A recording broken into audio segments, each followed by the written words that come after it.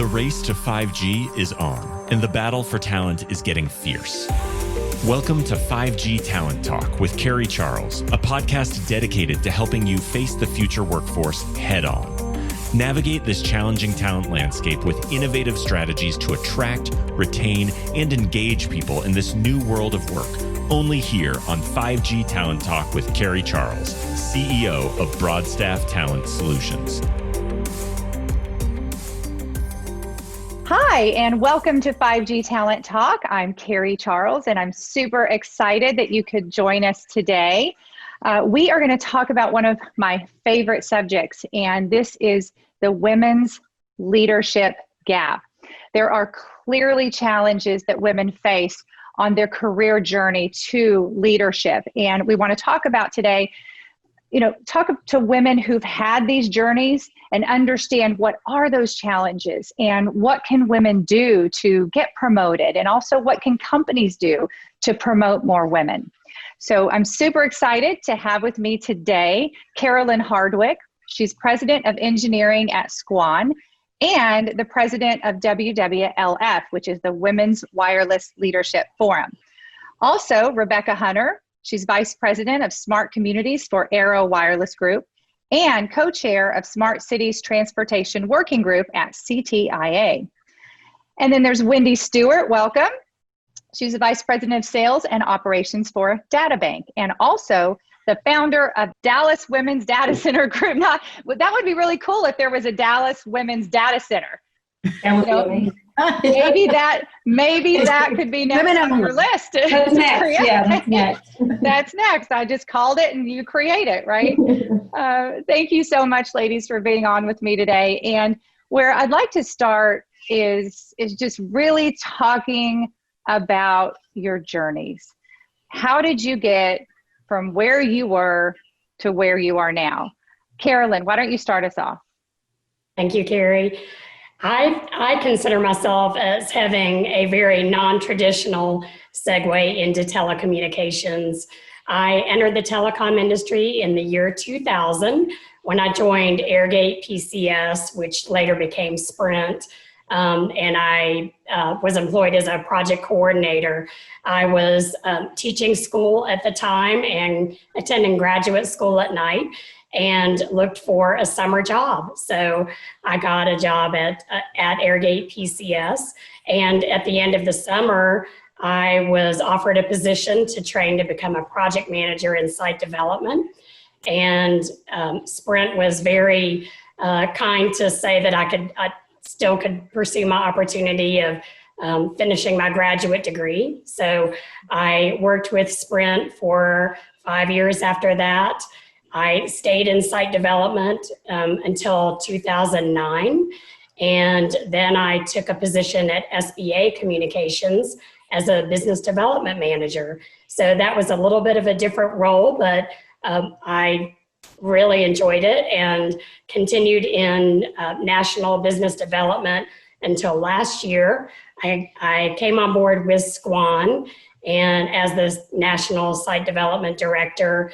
And then in December of last year, I was approached by the CEO about taking over the team in the engineering division.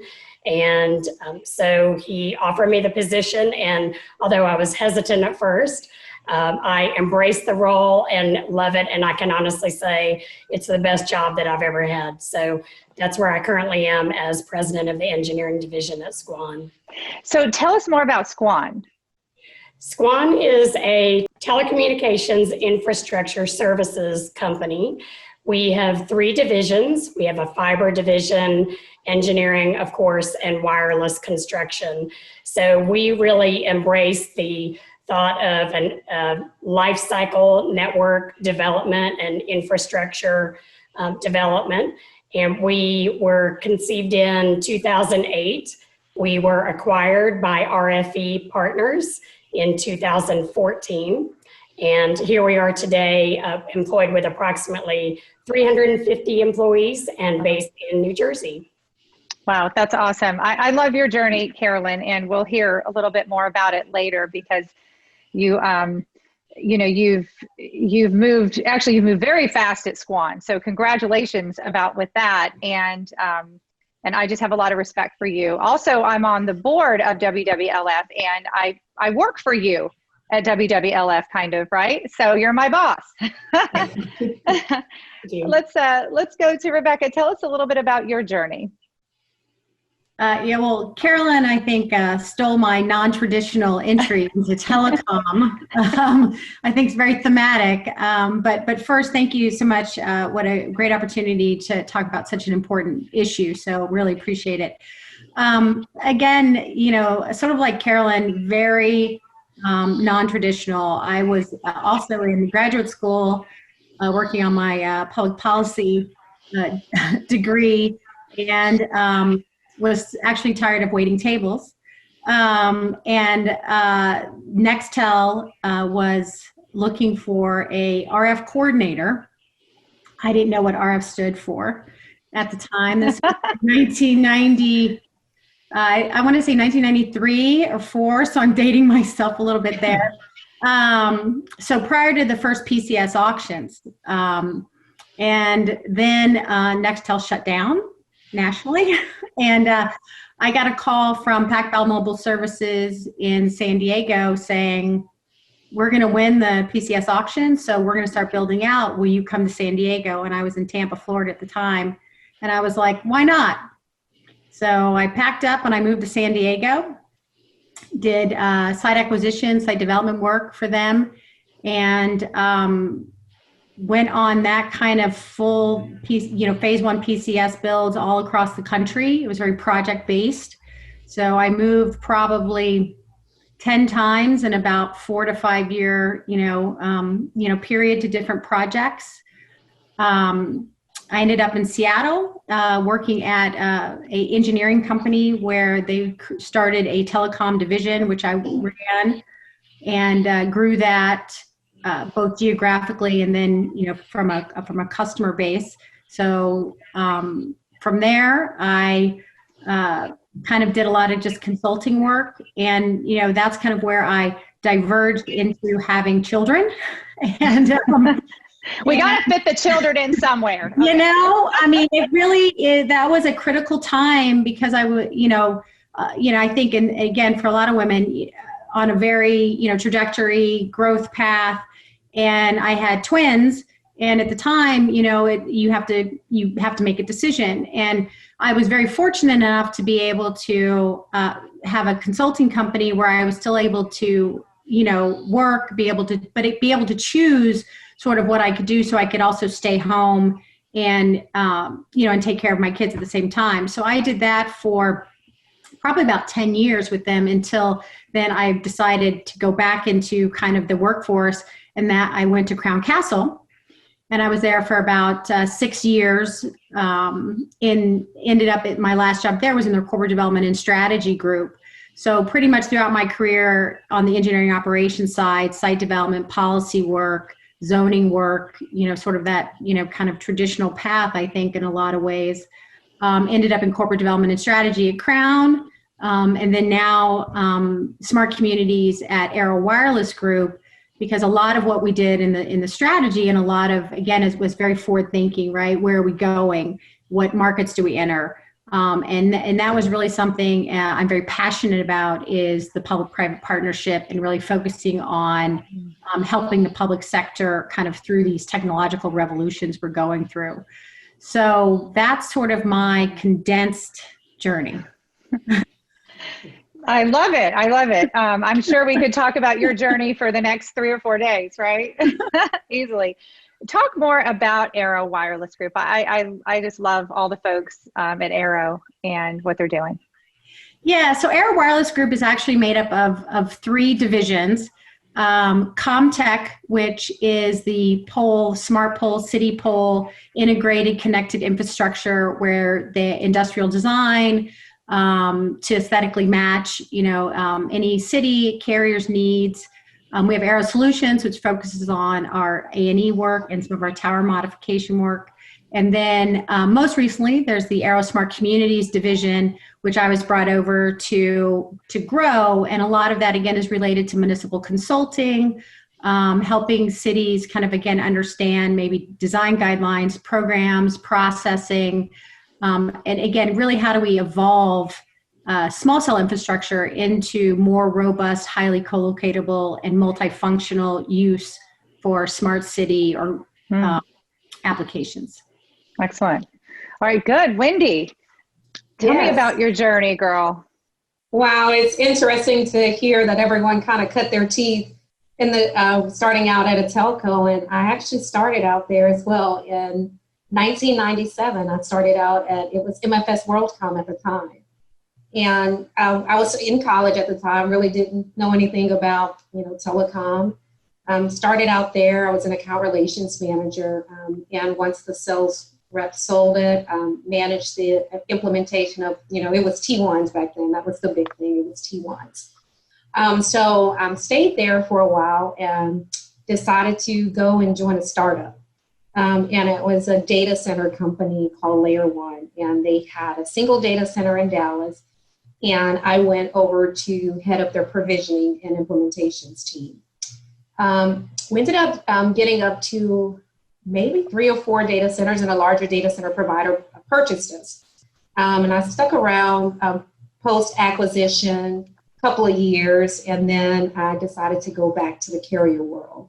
And I went over, it was level 3 at the time, and I went over and did high-level network design for them for several years. And then after that, I had an opportunity to go work back in the data center space, which is, an area that I absolutely love. So went over and worked at a company then. It was called Via West, and they've been sold since then. I was there and I managed, I was over major accounts. So handled all the major accounts for them.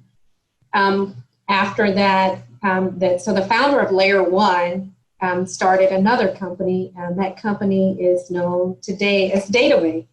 And we remained friends over the years, and I think I was over at that company for about 5-6 years. And we remained friends, and he finally talked me into coming over. And then I've been here, this is year 8 for me, start of year 8 at DataBank. So, that's great. Yeah. Can you tell us more about DataBank? Absolutely. So awesome. I've been at DataBank for 8 years, and DataBank is a data center managed services and cloud provider. We have a national presence throughout the U.S. We have 20 data centers. And what's interesting is when I started with DataBank, I think we had 2 data centers. And it seems like now every month that number of data centers is changing, but we're up to 20 data centers as of today. Wow. Okay, that's awesome. So now I want to know, what has been the secret to your success? I want to talk about just if you could say, this is what I attribute my success to, and it can be one thing, it could be multiple things, but also, what challenges did you face getting here? What did you have to go through? So Carolyn, we'll just go in alphabetical order every time. Make it easy. So I know that when I first joined Airgate PCS, I knew nothing about telecommunications. So I will say the first attribute to my success was making an effort to learn as much as possible. I had some phenomenal mentors who were very patient and answered a lot of my questions. And if they couldn't answer my questions, they directed me to valuable resources so that I could learn about telecommunications. So that was the first part. The second was, just like I mentioned, having great mentors, really having people guide me along my career path and help me see what the next step was, and encourage me and help me get to that next level. And then lastly, I think that just getting networked with other women in the industry to understand what are the opportunities, how can I get more connected, and understanding what's out there, those, opportunities. So just connecting with other women and then watching other leaders in the industry who are women. Yes, definitely. I love the mentorship piece, and I think we're going to talk a little bit more about that today as we go along. What challenges did you have to face to get to where you are? For me, it was really just not really being a technical person. In fact, when I first came on as a project coordinator, I can remember folks saying to me, "You're the least technical person I know, how, are you setting yourself up for failure?" But, really just looking at that as a challenge and saying, I'm not going to let my limitations of my knowledge of the industry hold me back. So really embracing, learning as much as I could. And then as I got more connected with women, asking questions, and then on that path to leadership, really not letting anything stand in my way, believing in myself to move forward to the next path. You said, somebody said you're the least technical person I know, and now you're the president of engineering at Squan. I just think that is the coolest thing ever. Yes. I love it. I love it. Rebecca, what about you? What's your secret to success? I think I'm still figuring that out, but, my journey's continuing. Right. Well, just to build on what Carolyn said, because obviously a lot of what she said, I absolutely relate to, and I just to take that kind of learning a step further, it's being willing to learn something new every day, right? And it's being able to, and again, you look at our industry and how much it's evolved in the last, 20 some odd years that I've been involved in it. You really have to be willing to put yourself out there and to say, I can learn this, right? And I'm non-technical as well. But I think that it's taking that risk, right? And being confident in your abilities and the different perspective that you bring. And it's important to bring, these diverse perspectives, even in a technical field, because many of the things that we do require a lot of relational skills, community outreach, understanding, collaboration, critical thinking, and being confident in what you bring, and you combine that with, learning something new and taking that risk. Just like, we were talking about with Carolyn, out of your comfort zone, you have an opportunity. And even against that, maybe that inner voice that says, I don't know, but you do it and you realize, wow, that was a great opportunity to learn and to grow and to continue on your path and your journey. So that's been important, I think, to me. And the mentorship, again, having a few key people to really kind of sometimes nudge you when you kind of need that. So both of those I think are really important. And I do think that persistence, right?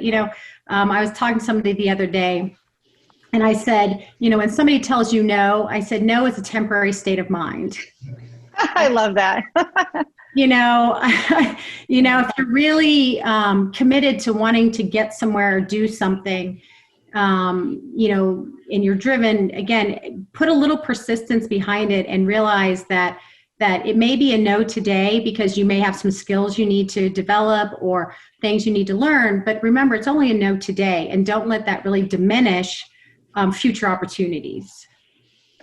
That I couldn't agree more with everything you said. And I know that one of the barriers to women getting into tech is feeling like that they aren't techie or they don't know tech. And there's so many other options for women in tech. And I just love that this is a common theme so far here.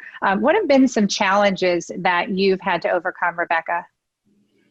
Again, starting in this industry, quite a while ago, I've seen tremendous, change. And even though we have such a long way to go as far as women leaders and women engineers and women ingrained in all of our facets of business, it has changed a lot, in the 20 plus years. So I'm happy to see that there's been progress, but 25, it was really hard, to be have a strong personality as a woman in a lot of those environments. I will say probably the biggest challenge was having kids. Yeah. And making a decision, it took me a while. I didn't know, right? Wow, do I really want to stop that trajectory and that career path and that I was on at the time, to focus on my family a little bit more, to be here for my kids. And, I'm glad I made that decision. It was the right decision for me. But then when I decided, let me, they're at an age and a point where let me kind of get back in, I saw a lot of those people that I had worked with early on, already 2-3 steps, and you have to kind of start over, and it's like, well, we'll give you a job and you can come in as, at this level, and then you have to kind of start over. Even though I'm like, I have 20 years of experience, they didn't see it in a growth pattern or vertical or incline growth pattern. And so you kind of have to understand you are starting over a little bit.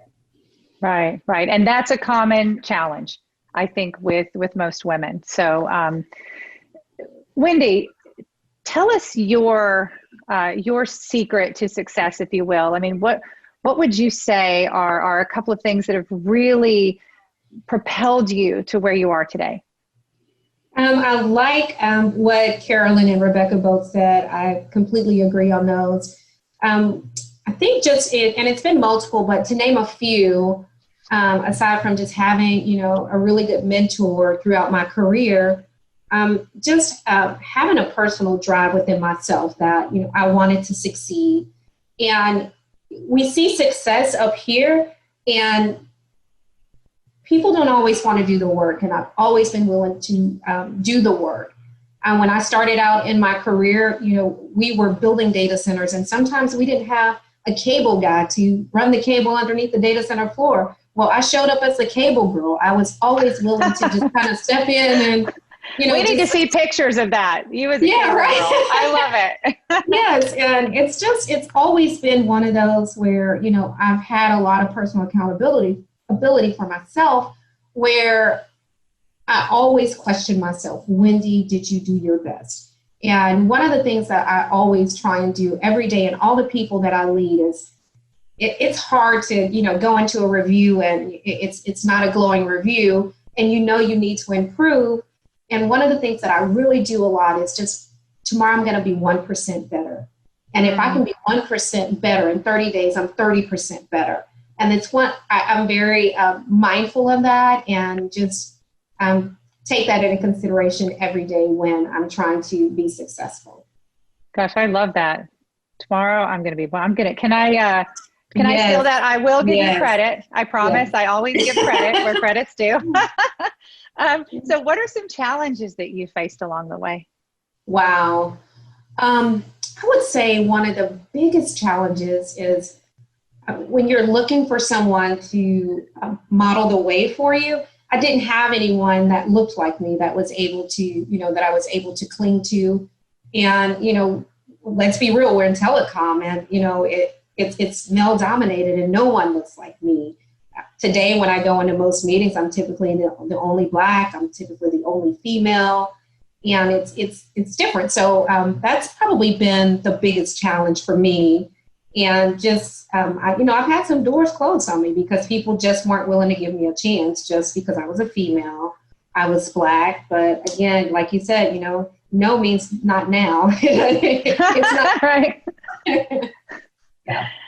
Right, exactly. And, hopefully, this is changing. And I know for a fact it's changing. We have made progress, and there's some stats that I found. The good news is that the number of business women leaders is actually on the rise, but it's just not happening fast enough. But again, it is happening. So just a couple of stats here. Among the largest 500 publicly traded U.S. companies by revenue, the share of female directors rose 25% last year from 18% in 2015. So that's good news. And, we are on a trajectory up. In the U.S., still, only 29% of women are in senior leadership roles. And women represent what percentage of the population? 50%, right? So we've, and of the workforce, I think it's like 49 or something percent. So we do have a ways to go there. The challenge is that women's representation on board leadership positions barely changed over that period of between 2015 and 2020. It just edged up from 7.5, it went to 7.5 from 7.4. So we still have a major, major problem there. And I'm glad that that's getting a lot of attention now. I know I got my first paid board role this year, which I'm super proud of. And the other stat that I thought was interesting, there's still nearly 13 companies run by a man for every one company run by a woman. And, you know, another piece that I just found so disheartening is the share of management positions held by Latina women, 4.3%, Black women, 4%, Asian women, 2.5%. This is a tragedy. I mean, it really is. This lights me up. And I really think that companies are missing out. They are missing out. And, you know, I really want myself to be a voice for this transformation, because I do think it's just going to make us innovate faster. It's going to make companies better, improve the bottom line. I mean, I could go on and on. Plus, it's a lot more fun to have different people in a room than all the same people that look alike. So let's look at the challenges. You know, you've talked about the challenges that you faced. Let's talk about the challenges that you think that all women face on this path that prevents them from reaching these roles, these leadership roles. Let's start again. Carolyn, let's just keep going. You're doing a great job. We'll start with you. Well, Carrie, I know you and I have talked about this, that I believe that the biggest stumbling block that most women have is themselves. You know, they don't feel confident enough. They maybe don't check all of the boxes when they're applying for a job. They don't think that they have the education or the skills. And so they are afraid to take that next step. And even the stat that you mentioned, how many women do we know in the industry that would be fantastic CEOs or at a high level, but they're afraid to take that next step, or there's something that's keeping them at a lower level. So I think that women need to embrace opportunities, and I think we need to raise our hand more to, I know that both Wendy and Rebecca have touched on this, that step forward, you know, take a chance on yourself, apply for that position, do something that's out of the box, that maybe gets you recognized. And also, I think just generally speaking, women are not self-promoters. We tend to attribute our success to a team or to others, and we need to, you know, every once in a while say, thank you, I appreciate the compliment, and what can I do to get to the next level? You know, I love that perspective, because it's, you know, it puts the power in our hands. We may never see a full transformation in our lifetimes, you know, maybe for our kids and their kids. But what I love about what you said, Carolyn, is that this is something that we can do as women right now to get where we want to be. So I really like that. Rebecca, what challenges do you see that women are facing out there getting promoted? Yeah, well, you know, again, I'll echo, you know, Carolyn, I think that that's definitely a huge part of it. You know, as I said, you know, kind of own your path, right? And take responsibility and all of those things that Carolyn said, and we've been talking about so far. You know, I mean, I do think that, you know, company cultures are slow to change. You know, that's just kind of the nature, you know, that, and coming from kind of working in a strategy role, you know, it's kind of similar. It's like, we want to change, go out and find out the next greatest thing and bring it back to us.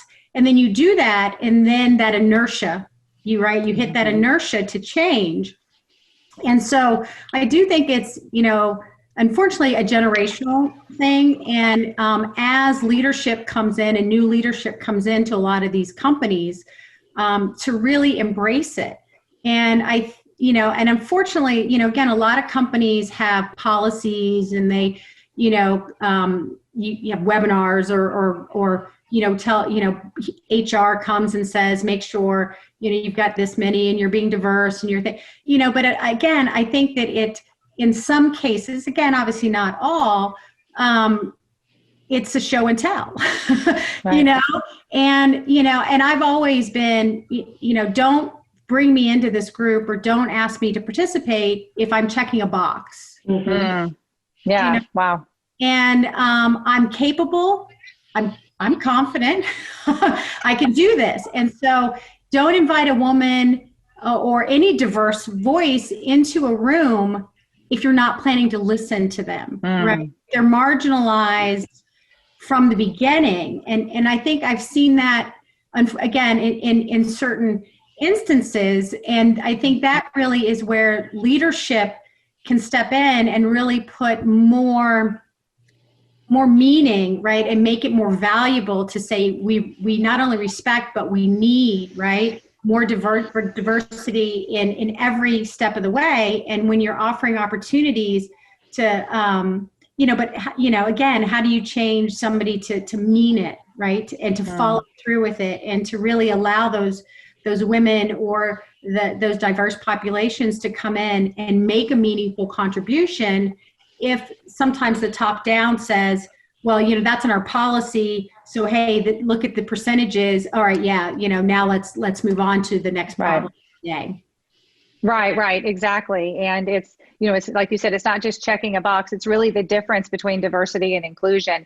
And it does start from the top down. You're absolutely right. And a leader has to make a decision and say, look, this isn't just about the number. This is about everyone has a voice and respecting, every single person that has a seat at this table.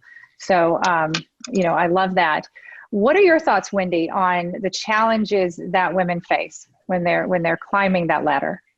In addition to what the other ladies mentioned, I would say lack of women in leadership roles to advocate for other women. Yeah. And one of the things that I'm really passionate about within my organization now is I like to have a conversation with everyone. And I like to know, where do you want to go? This is where you start. Where do you see yourself in a year? Where do you see yourself in 5 years? And when I do have an audience, when I'm speaking to, my boss or my CEO or my CFO, I'm able to, we're reviewing job openings and I'm able to say, well, have we ever considered this person? They're right here in this organization. Let's give them an opportunity. So just having a voice and a woman in the room just to advocate for other women, I think is, a shortcoming for women in technology now. Absolutely brilliant. And that's why we're having this conversation. Is companies come to us all the time at Broadstaff, the staffing firm, and they say, look, we want to hire more women. We need more women in leadership roles so more women will join us. And it's like the chicken and the egg thing, right? That you need the women there. So a woman walks in, and this happens all the time where we will send a woman out on, to have a job interview. And, she says, gosh, there's no women there in leadership. I mean, I don't know if I want to join that company. I didn't see one woman in leadership. I don't think that I'm going to grow there. And so this is a huge problem we're facing. And again, the reason for this conversation is to really help companies and help leaders say, how can I develop these women? So therefore I can hire more women. So, along that line, let's get into that a little bit. So, for the leaders out there that are listening and viewing this podcast, what can we tell them? So leaders, this is what you can do to develop more women into leadership roles and promote more women. What are your thoughts, Carolyn? Well, first of all, I think it is important to say that not every person is cut out to be a leader. And some people will be very honest about saying, I love not being a leader, but being part of a team.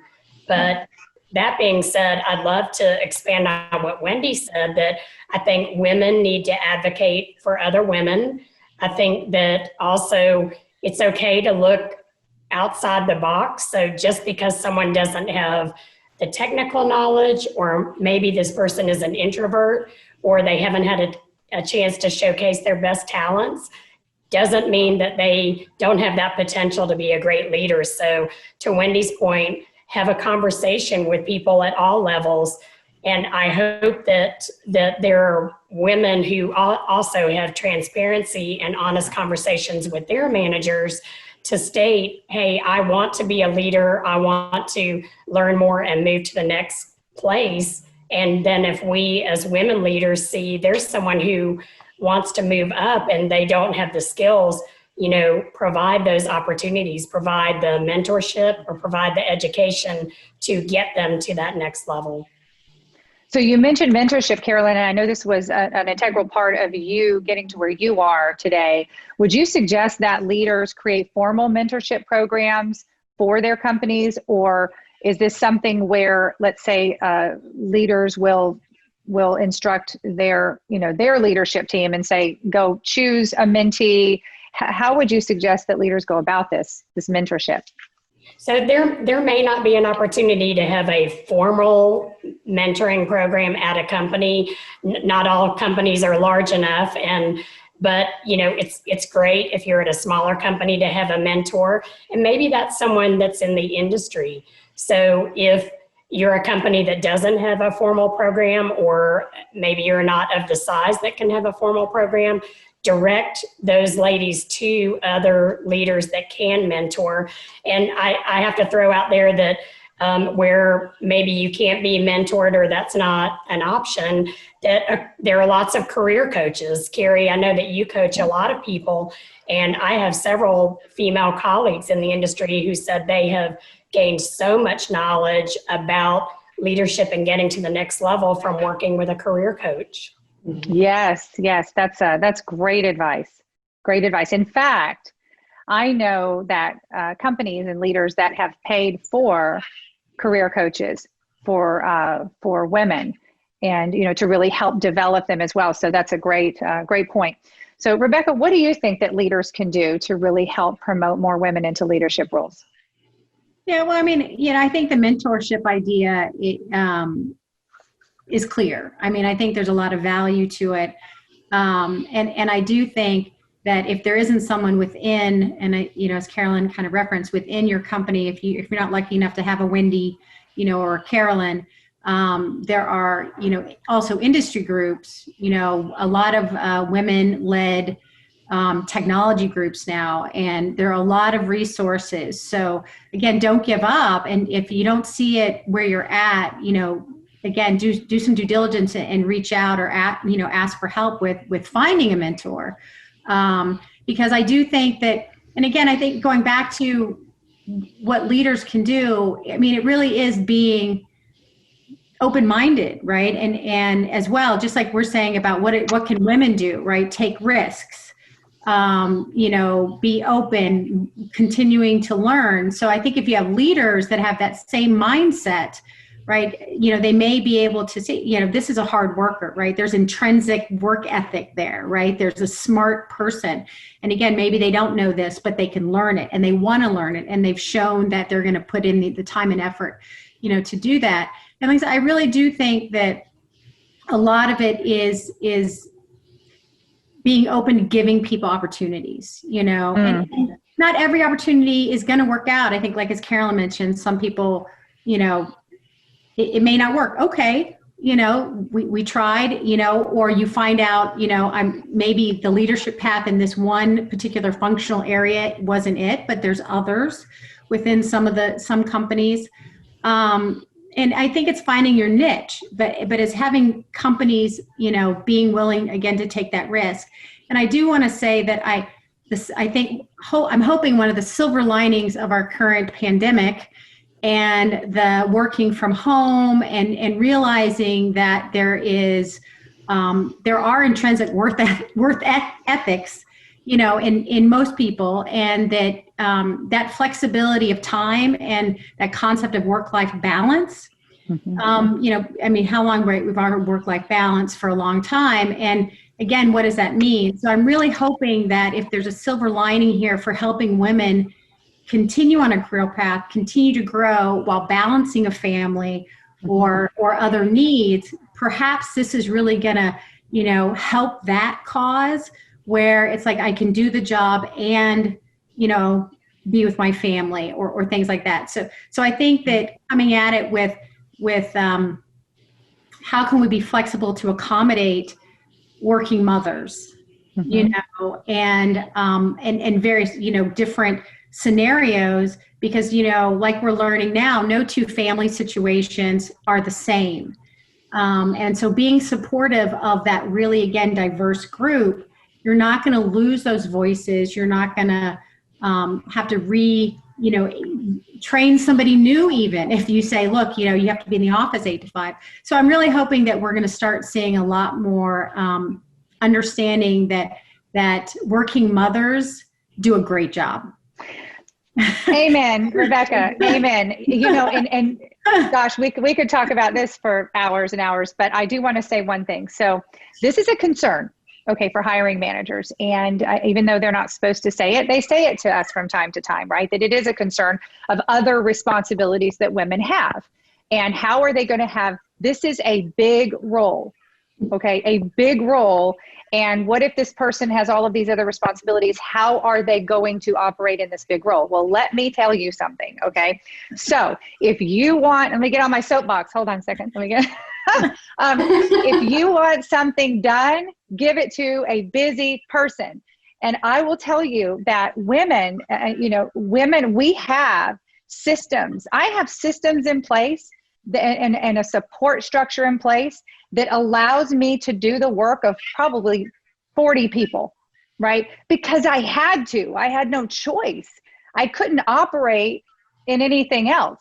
So, you know, we are very, very good at creating those support structures and systems, right?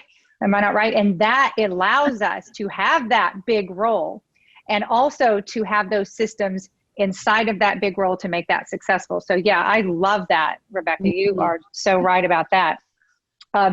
So Wendy, what can companies do? What can leaders do to get more women into leadership roles?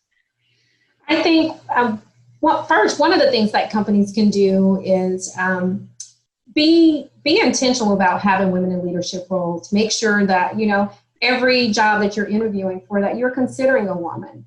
And to piggyback on that, I would also say just be, as women, we have to be willing to advocate for other women, be willing to step out and mentor other women and be a part of their village. If you see someone that's struggling, be willing to help them out, be willing to encourage them. A lot of times, I'm going to say I work with some amazing women and they work really hard. And sometimes, you know, they just need, you know, a tap on their shoulder just to encourage them to like, hey, I see what you're doing. I see your efforts. And I'm always willing to support them in their career path and their journey as they grow.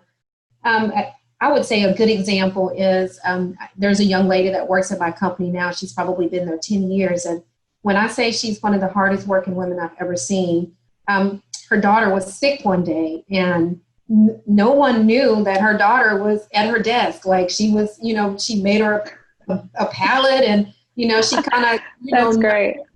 She didn't have to come in that day, but that's just when we talk about women, like women work hard. And I will always, always have the back of a mother, a single mother, because they're always willing to do the work and just need someone that's willing to advocate for women more. You know, that makes so much sense. That brings to my mind an unconscious bias conversation that I do believe some leaders, they have a bias that they don't even know about. And they want to hire more women. They want to promote more women. But I hear this all the time, the best person for the job. I want the best person for the job. Yes. Well, what if the best person for the job is right in front of you, but you're not seeing the block that you have to making that person the right person for the job and giving them the opportunity. So I truly think that is, you know, that plays a part, because if we ask telecom leaders today, and believe me, I ask a lot of them about women, and, you know, I you know, every time and they say, I want to hire more women. You know, we need more women in leadership roles. This is, you know, you can do this, Carrie, you know, a lot of women, let's do this. And I know they want to, and they've got these great attitudes. So what's in the way then? I won't go in order, but what do you think's in the way? I mean, they have the desire, leaders really do. I mean, what's in the way? I do think there needs to be a bigger pool in our industry. As you said, the tide is changing a little bit, but 20 years ago, I would like to see the stats on how many women were in telecommunications and were on that career path to the C-suite, and now there is a bigger pool of women and women who are intentional about going higher in their leadership roles. But I think we need an even bigger pool. Yes, we do. I agree. And I think one of the things that companies can do is look at your stats, publish those stats. How many women do you have in leadership roles? How many minorities do you have in leadership roles? Take a look at that. And once you see that, typically it's an aha moment. It's one of those moments where it's like, oh my God, I see, 75% of our company are men, and, the less than 10% are women in leadership. And I think once you evaluate that and look at that, I think you can be a little bit more intentional in fixing that. Yes, I agree. The only thing, I'll go back sort of to what I said earlier and kind of your comment about the interview where a woman went and said, wait, am I going to fit in here? So I think that, again, intentionality about wanting to hire women is step one, right? But so say you hire that person, but you don't really embrace that as a culture within your company, and you don't, again, really make them feel like they're a valuable, contributing, equal, leader or team member, whichever level, they come in at. And then I think that's when we're going to start seeing it. It's got to be, again, embedded in the culture, which, like I said, is a generational, and it takes time, right? It takes that one woman to say, I may be the only leader, but I'm going to take that job and I'm going to change this culture, right? So it takes some courageous women maybe to join some of these boards, right? Or join some of these leadership teams that are all male, and be willing to say, one of my goals is not only because I think it can be value added to this company, but I'm going to bring that culture shift, right, to this company, so. And Rebecca, if I can just tag onto that, for women who want to step to the next level or enter into a leadership position, if you aren't getting that at your company, don't be afraid to move on. I think a lot of people say, this is the culture at my company and there is an opportunity, but I don't want to move. It's okay, especially in our industry where there, will be a workforce shortage. It's okay to step out and say, I'm willing to move to a different company where I will have the opportunity. Mm-hmm. One of the best ideas that I can say that's real personal to me is my boss recently challenged every VP that reports to him to have a mentee. And I would say in my company, that's probably 10 to 15 VPs. And I was in charge of mapping that vice president with anyone within the organization. And if I could say, that's probably one of the most rewarding experiences that I've ever had, because what I was able to do was look across the portfolio and pair a VP up with someone in the organization that they really did interact with. And as part of the sales organization, we rely on everyone in the company. I mean, from bottom to top, top down, we rely on everyone in the organization. And in pairing those relationships, I knew that those vice presidents are going to be so invested in the success of those individuals that they were going to promote them, they were going to coach them, they were going to mentor them, they were going to lead them, and then they were going to be willing to advocate for them. And if more companies did that, just work within your organization to pair relationships up like that, then it won't be such a huge disconnect when you're looking for talent to fill the roles that you have. Wow, that's something right there that every leader listening to this podcast can take back and put into action. I absolutely love that. That's great. Speaking of courageous women, I have one of my favorite quotes, and I used to tell this to my children all the time because they were athletes. and they wanted to be professional athletes. And it's like, gosh, but the odds are 1 in a million. And I say, well, if the odds are 1 in a million, then be that one. So let's talk to women about right now. Okay, it hasn't changed. It is what it is. This is what we're facing. This is what we're living in tech and in telecom. So what can they do to beat the odds right now? And I want to ask each one of you, what have you done to beat the odds, and what advice would you give to them? So Carolyn.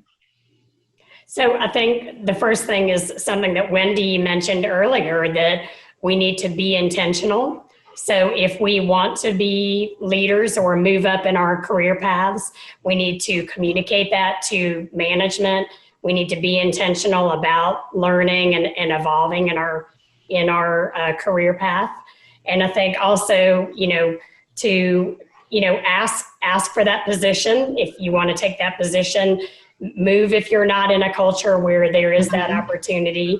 And then also, we mentioned this a little bit, just be networked in the industry. There are so many great women's organizations. You mentioned WWLF. There are many which have mentoring programs or webinars and will educate and also provide networking opportunities. So you can see other women modeling leadership in their companies. And quite honestly, that even working with WWLF, I've taken advantage of learning more about leadership and characteristics and the qualities that I need to get to the next level.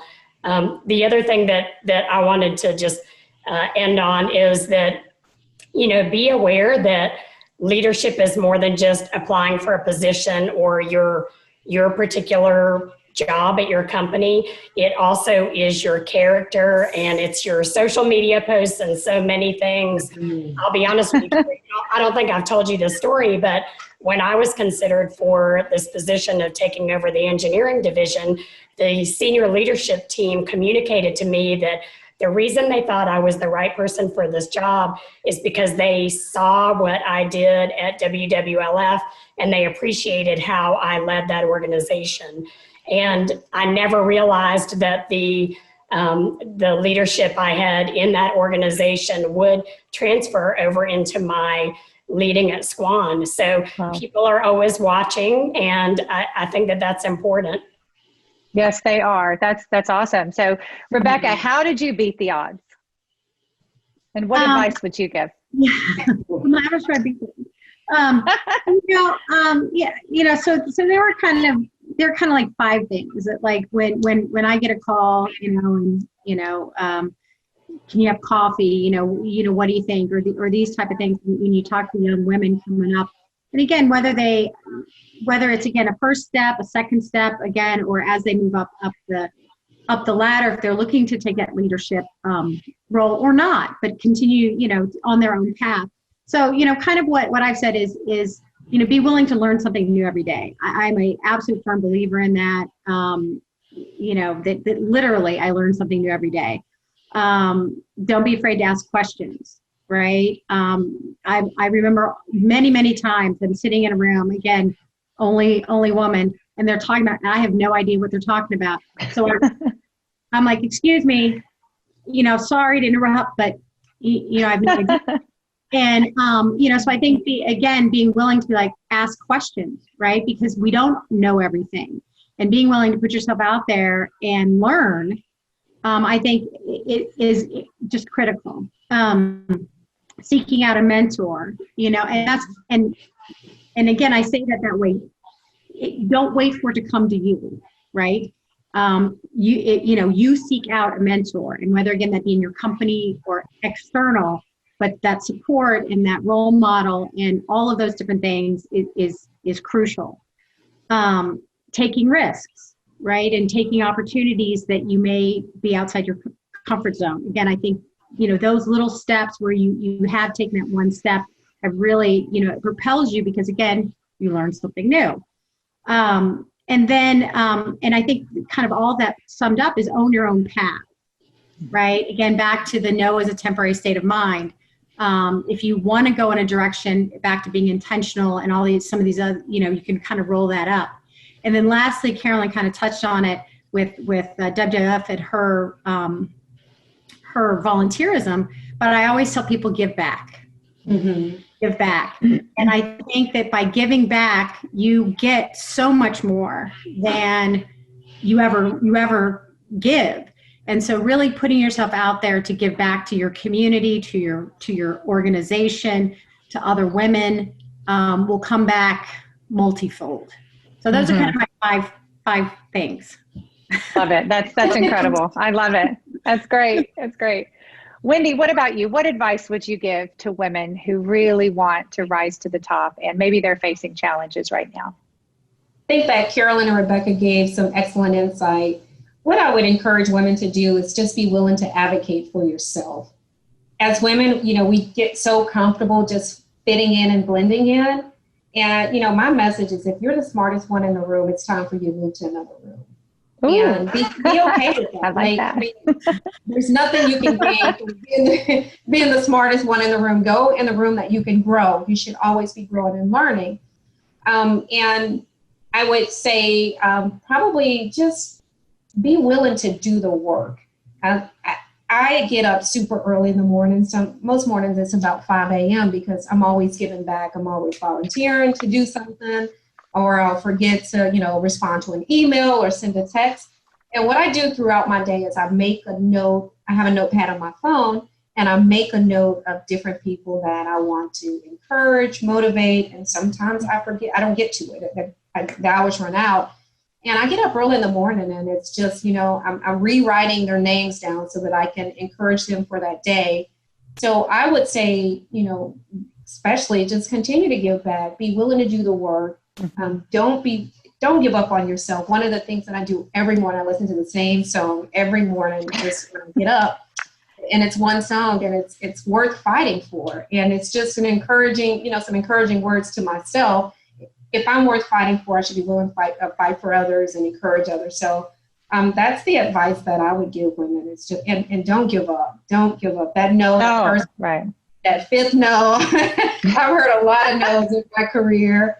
But, I'm willing to go back and relearn and grow and improve my skill set. And, as we get older, we get comfortable. And, we think we're where we want to be. And I'm never comfortable being, just settling where I am. And I had a friend say, if you're there's going to always be someone that's smarter than you, but don't let anyone outwork you. And that's how I get up every day. It's like, he's not going to outwork me today. I love it. I love it. That's mine too, Wendy. I'm like, look, somebody's more talented, smarter, but nobody will outwork me. Nobody. And they're getting up at 7. We're getting up at 5. Thank you, girl. We sure are. Yeah. We got 2 extra hours on them. Yes. Also, I think, something that's relative to what you said is be okay that if you make a mistake along the way. I think, to your point, growth only happens if you make a mistake and you're honest about it. I mean, just because we're in a leadership role doesn't mean that we won't make mistakes, and we are human, and it's okay to admit that and to model that, because people need to understand that even leaders make mistakes or they don't know everything, and it's okay to ask questions and make mistakes and grow from that. Yeah. Yes, absolutely. Any other last thoughts before we I just want to have this conversation all day. One thing that we really haven't talked about, and it's probably a whole nother podcast, but is take care of yourself, right? Your health, your mental health, because all of us who do so much for our companies, for others, for our families, taking care of yourself mentally and physically and taking the breaks that you need is so important, because, the burnout, the stress is immense.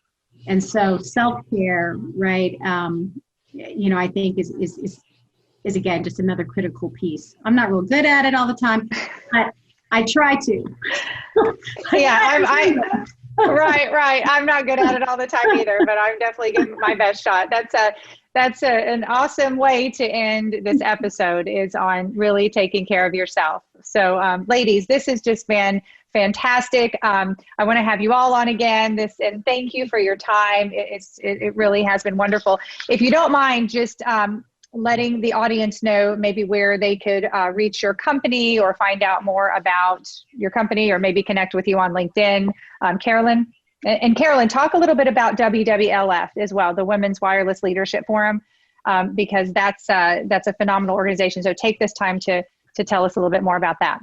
Okay. Well, I was going to say, most people can reach me through WWLF.org, and it is an organization with a tagline that we are keeping women connected. So we're an organization, and not just comprised of women. We do have some males in our organization, but we really focus on networking, education, mentoring women, and we have about 1,300 members, and we just really focus on women who are trying to get trained in leadership, or just take on some new skills, and also just networking with other professional women in the industry. So folks can reach me through www.lf.org, or my company website is Squan, which is SQUAN.com.